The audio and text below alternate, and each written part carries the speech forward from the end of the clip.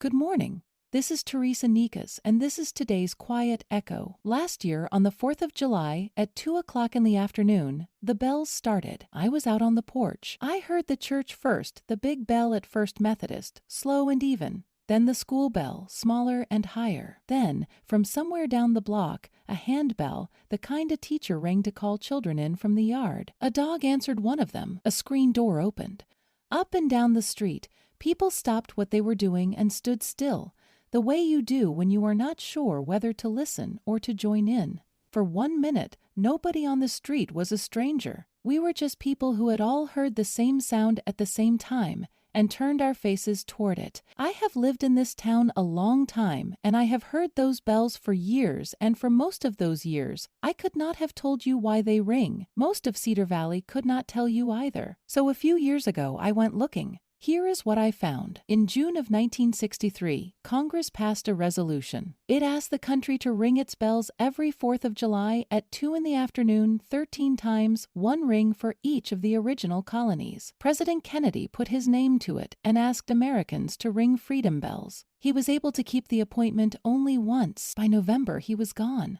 And the bells have rung at 2 o'clock on the 4th in towns up and down this country every year since, for a man who heard them a single time. There was a time when a bell was how a town spoke to itself. A bell called you to church and to school and home to supper. A bell rang for a wedding and tolled for a funeral and clanged hard and fast when something was burning. Before there were screens in every pocket, the bell was the screen. It was how the whole town learned the same thing in the same moment. We have better ways to pass news now. We do not have better ways to feel like one place. I have been sitting with the question of why a small thing like this lasts when so many bigger things do not. The 4th of July is the loudest day we have. There are fireworks which you watch. There are parades which you watch. There is, most years now, a long argument the country is having with itself, which you also mostly watch from a chair on a screen. Somewhere along the way, the 4th became a thing we attend. The bells are not like this. You do not watch a bell. You ring one. The church sexton climbs the stairs and pulls the rope. The principal props open the school door and lets a 6th grader do the honors. The woman 3 houses down takes her father's old handbell off the shelf and rings it from her own front step. Nobody is performing for anybody. There is no stage, and there is no audience. There is only the ringing and the slow count to 13, and then the quiet afterward. I think the ringing is the whole of it. The fireworks ask you to look up. The bells ask you to take part. To take part is a different thing from to attend. To attend, you only have to show up and let it happen at you. To take part, you have to do the small work yourself. You have to lift the thing and make the sound. It is not much work. A child can do it, but it is yours. And the bells ask nothing more. They do not ask who you voted for. They do not ask what you believe about anything at all. A bell has no opinion. It rings the same plain note for the family up on the hill and the family behind on the rent, for the veteran and for the war protester, for the people who agree about everything and the people who agree about nothing. For 1 minute, at 2 o'clock, a town spending the rest of the year disagreeing makes a single sound together, and it does not have to settle one argument to do it. We do not have much like this left. We have found a great many ways to live in the same country without ever standing in the same room.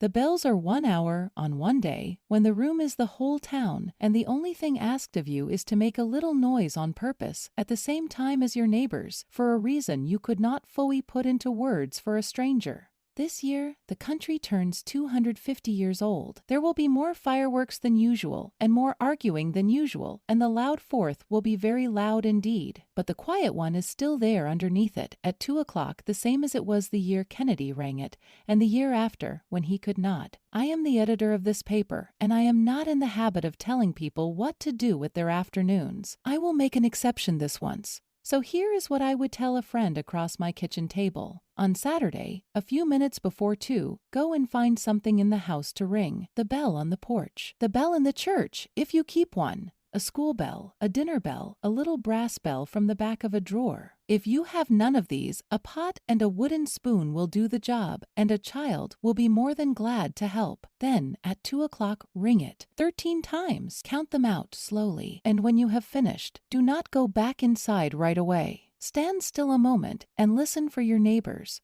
the front porch is open. If you ring something at 2 o'clock on Saturday, the readers of the Cedar Valley News would love to hear what it was. And whether your neighbors rang back, we are gathering to share our stories and keep company with respect and no party lines. Come sit with us. I will put the link in the show notes. This is Teresa Nikas, your host for today's Quiet Echo. Thanks for listening. You've been listening to the Cedar Valley News Podcast, where small-town voices meet the headlines shaping our world.